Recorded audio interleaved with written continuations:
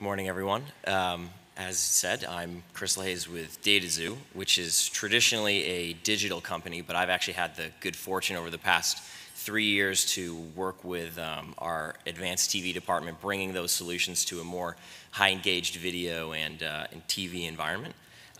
Through that time, I've had the ability to go to a lot of conferences like this and talk about what can be possible, what the future of TV is, and what I figured I would do with this short period of time that I have here is talk about not what we hope to do later, but what are some things that we've done over the past year, this year, and are going to continue to do into the future.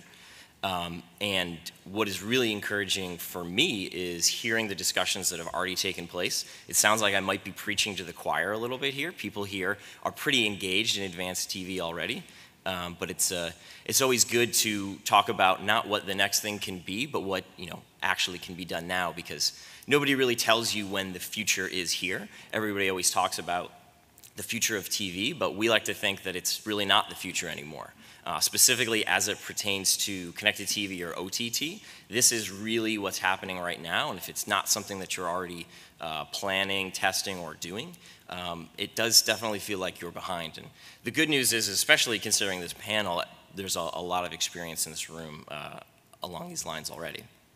So what is the actual state of advanced TV today? What do we see? It's a combination of both the growth of inventory as well as actual consumer adoption. And what's great there is this is a symbiotic relationship of there's something to watch and people care to watch it. And so the two are really working together to raise all the tides, if you will.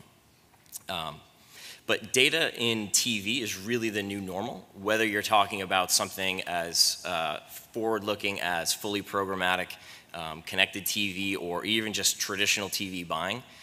We used to always think about this as a spectrum where you get all the reach on the left of this side and you'd get all of the targeting the data on the right. But really it's starting to blend more and more together. Data is being used on a daily basis at the upfronts for the most traditional TV planning possible.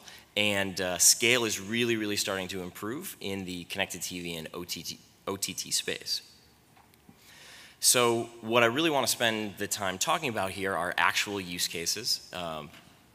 Clients who have put this into practice so that you can think about the ways in which you could potentially do this yourselves. And as I said before, it sounds like some of you are already starting to do this. So specifically taking a look at one particular use case put into practice by Columbia Sportswear, what they really wanted to do was use digital data to find very specific audiences on TV. Specifically, they were going after outdoor enthusiasts, so imagine people who like to go hiking, biking, camping, that sort of thing, their core consumer, as well as people that they know shop at really specific retail locations that carry the brand.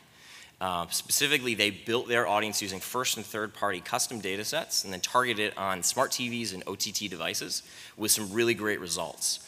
Primarily, they were looking at this from a brand awareness standpoint, so they put together a control and expose study to see lift in activity that was taking place on their website, both in general and on the specific product pages for what the spots were promoting.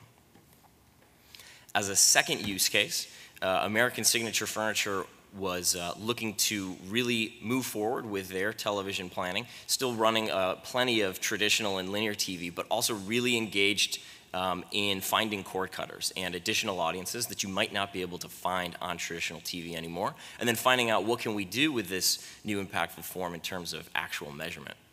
So similar to Columbia, putting together a data plan to find these people on connected TV, but also making sure that it's important that they're tracking things that are really important to the brand, so actual ROI. And in terms of not being wasteful with this spend and finding the same people on both formats. So it's incremental reach and it's actual measurement of the things that matter most for them. So as you can see here, what was really great in this particular use case is the ability to provide interesting measurement in terms of what their consumers are doing after having seen a spot. And we all know, as no matter how smart the TV gets, consumer behavior right now is not to pick up the remote and press a button and try to buy a couch, for instance. It's taking place on other devices. And so the ability to follow what's taking place after you see an ad on a real television and then do something afterwards can provide return on investment You can see how your consumers are behaving in terms of path to purchase and count of frequency, and then also the idea of how long does it take for an actual conversion to take place, what's the right look-back window to really take a look at. And then my final use case here, probably the most complex so far, but really hits on something that I've heard already be discussed in some of the panels, and that's the idea of running across many channels, but not wasting your money on excess frequency. So this was with a mobile streaming service, and specifically they wanted to make sure that they were having an omni-channel campaign that wasn't A, wasting their money with excess frequency, and B, annoying their users with constant advertising of the same creative and the same message over and over again.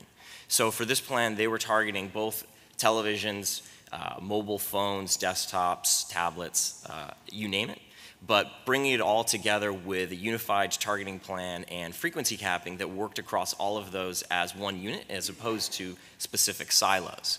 And very importantly, to make sure that the right message was given at the right time on the right device. So you show on a television your brand awareness message, talk about who you are, what you do, but then follow that up, everyone who sees this message, let's receive an actual call to action, a direct response ad on your phone, so you can click through, you can upgrade to a premium subscription, maybe you download the app, whatever that may be. In this particular instance, they were looking for premium subscription upgrades.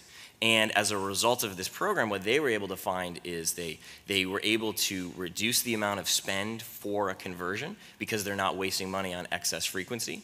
And also they found that they reduced their cost per conversion when they had the correct path to get there. So you show the TV ad, you follow it up with your more direct response, and it just develops a better feedback loop and more bang for your buck, if you will.